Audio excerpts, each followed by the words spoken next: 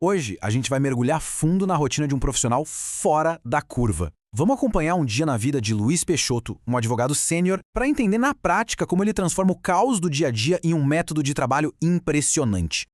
Para entender o Luiz, a gente precisa primeiro sacar a filosofia dele. E essa frase aqui, olha, não é só um quadro na parede.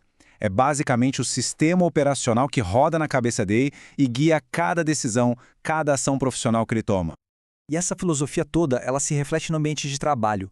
O escritório dele, lá no Rio de Janeiro, é um verdadeiro santuário da ordem. Mas não é sobre ser perfeccionista, sabe? É sobre criar um ambiente onde a eficiência simplesmente flui. Esse é o mundo ideal do Luiz, antes da confusão do dia começar de verdade. Bom, para a gente entender bem essa jornada, vamos dividir o dia dele em 5 momentos-chave. Cada um deles é quase um mini estudo de caso sobre como resolver problemas com uma mentalidade bem específica. Vamos lá? Primeiro, quem é o nosso protagonista? Luiz Peixoto, 55 anos, um jurista sênior com 30 anos de estrada. Ele é quase obcecado por padrões e usa ferramentas modernas, tipo inteligência artificial, não para substituir o raciocínio, mas para garantir que tudo saia com consistência e excelência. E logo de cara, o primeiro desafio do dia já bota essa filosofia à prova. É um problema clássico que acontece em qualquer lugar. Uma falha de procedimento e comunicação com um novo estagiário, o Pedro. Essa é a pergunta que fica martelando na cabeça do Luiz. É aquela frustração, sabe? Um sentimento que muito profissional experiente conhece. A dificuldade de manter um padrão de qualidade alto quando as regras que você criou são simplesmente ignoradas. E o contraste aqui é gritante. De um lado, o caos, papéis soltos, prazos confusos, tudo inconsistente. Do outro, a ordem que o Luiz busca, um sistema claro, integrado, onde tudo funciona direitinho. Mas olha que interessante, em vez de dar uma bronca, o Luiz vê ali uma oportunidade de treinar. Ele quebra o processo dele em 3 passos bem simples, bem diretos, ele mostra como padronizar e, mais importante, o porquê de aquilo ser fundamental. E aqui a gente tira o primeiro grande princípio do método dele. Ele não só conserta o erro do momento, não. Ele usa essa falha como um gatilho para deixar o sistema inteiro mais forte, criando documentação e treinamento para que aquilo não aconteça de novo. Beleza, o próximo desafio é mais pessoal, mais interno, o famoso bloqueio criativo. Ele precisa organizar um monte de ideias complexas para uma apresentação super importante, com inspiração em gente como Paulo Freire e Stephen Tallman. E nada, a tela em branco, paralisante. E aqui está o X da questão. Um modelo pronto de IA, daqueles genéricos em inglês, simplesmente não vai resolver.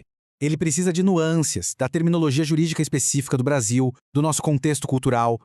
E como ele ataca esse caos criativo? Com estrutura. Em vez de ficar esperando a inspiração divina chegar, ele primeiro define quais são os princípios fundamentais do que ele quer dizer.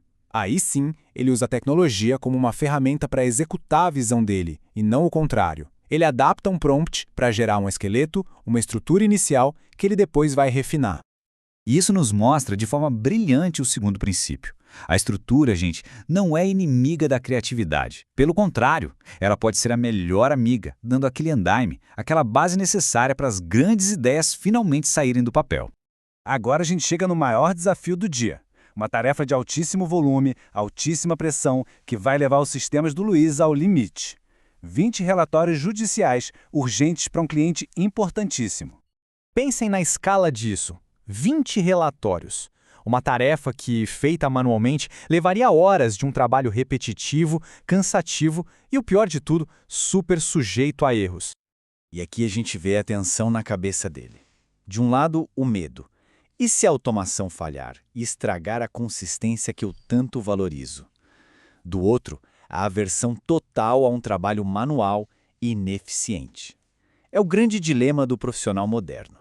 A solução dele para isso é simplesmente genial, uma estratégia dupla. Primeiro, ele deixa a automação fazer o trabalho pesado, um trabalho braçal. Um script gera os rascunhos. Depois, ele entra com a sua expertise, a parte humana, onde ela realmente importa, na revisão e no controle de qualidade.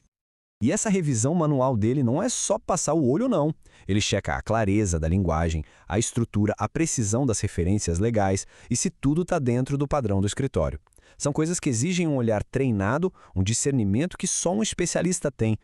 E a grande lição aqui é o terceiro princípio, que deveria ser um mantra para todo mundo hoje. Use a tecnologia para acelerar, para fazer o trabalho pesado, mas seja sempre o guardião final da qualidade.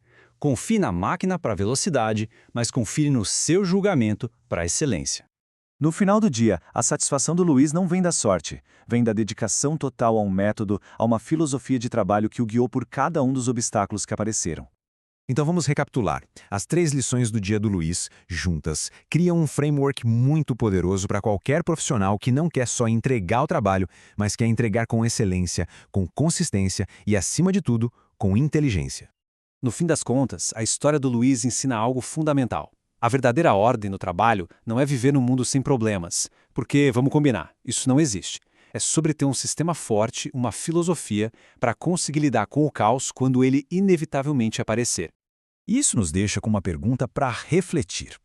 Na nossa vida profissional, qual é o nosso papel de verdade? A gente está tentando criar uma ordem rígida, inflexível, ou será que somos navegadores habilidosos, que constroem sistemas justamente para conseguir navegar com maestria no meio do caos? A resposta pode definir o nosso sucesso.